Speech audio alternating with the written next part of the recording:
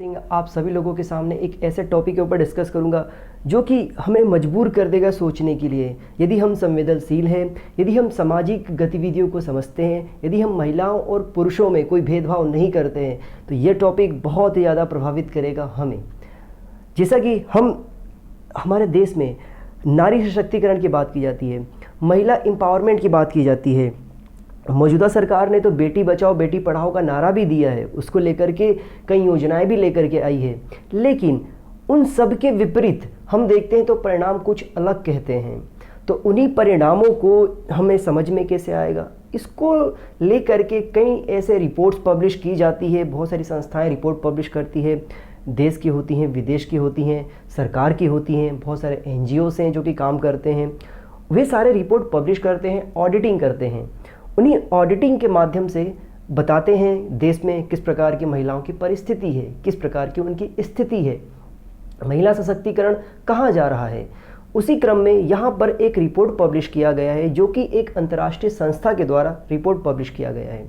ये संस्था है यूनाइटेड नेशन पॉपुलेशन फंड 2020। इनके द्वारा एक रिपोर्ट पब्लिश किया गया है जिस रिपोर्ट का नाम है यहाँ पर state of world population report 2020। इस रिपोर्ट में जो यहाँ पर परिणाम बताए गए हैं, ये जब हम इसे देखेंगे तो ये हमें सोचने को मजबूर कर देगा कि क्या हम 21वीं सदी में हैं। इस रिपोर्ट में बताया गया है कि विश्व भर में 14.2 करोड़ बालिकाएं लापता हुई हैं। मतलब 142 मिलियन लड़कियां लापता हुई हैं विगत वर्षों में। इसमें भी जब आप भारत के आंकड़ों को देखेंगे तो आप सोचने को फिर से मजबूर हो जाएंगे कि क्या सच में हमारा भारत 21वीं सदी में है। इस रिपोर्ट में बताया गया है कि 46 मिलियन लड़कियां लापता हुई है। दैट मीन्स 4.6 करोड़ बालिकाएं लापता हुई हैं विगत वर्षों में भारत में। इसमें फिर जो ये रिपोर्ट है UNFPA का, जिसे यहाँ पर United nation population fund report बोला गया है, इसमें बताया गया है कि जो भारत में जो लिंग भेदभाव होता है उसमें मुख्य कारण है लड़कियों के लापता होने का। इसमें बताया गया है, इसमें यह बताया गया है कि जब कोई भी महिला प्रेग्नेंट होती है, मतलब गर्भवती होती है, तो उसके बच्चे का जो भ्रूण जो जांच कराया जाता है, लिंग जांच कराया जाता है, उसमें 3 में से 2 जो बच्चियां होती हैं उनकी हत्या कर दी जाती है जन्म लेने से पहले ही।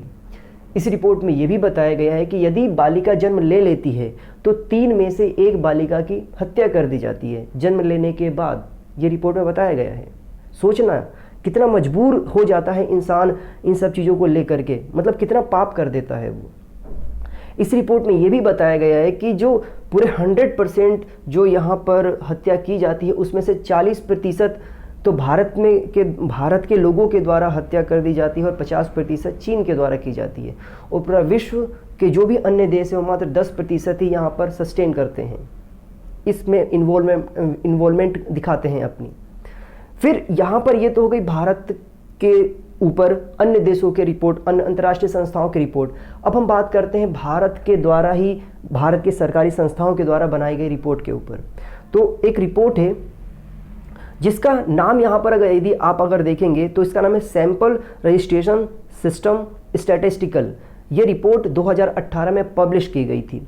इस रिपोर्ट में बताया गया था कि भारत में उस समय 2016 से लेकर 18 तक के जो आंकड़े जुटाए गए थे उसमें ये बोला गया था कि 1000 पुरुषों पर 899 लड़कियां हैं, ये बताया गया था। इसमें से 9 राज्य ऐसे हैं जहां पर बालिकाओं की संख्या तो 900 से भी कम है। वे 9 राज्य कौन से हैं तो आपको सुनना चाहिए। वे 9 राज्य कौन से हैं, क्या पता आप उसी राज्य से बिलोंग करते हों। तो वे राज्य हैं हरियाणा, उत्तराखंड, दिल्ली, गुजरात, राजस्थान, उत्तर प्रदेश, महाराष्ट्र, पंजाब और बिहार। इसमें से कई राज्य तो ऐसे हैं जिनकी इकोनॉमिकल स्टेटस भी अच्छी खासी है, एजुकेशन लेवल भी अच्छा खासा है, फिर भी वहाँ पर बालिकाओं की संख्या 1000 में देखें तो 900 भी नहीं स्टैंड करता है।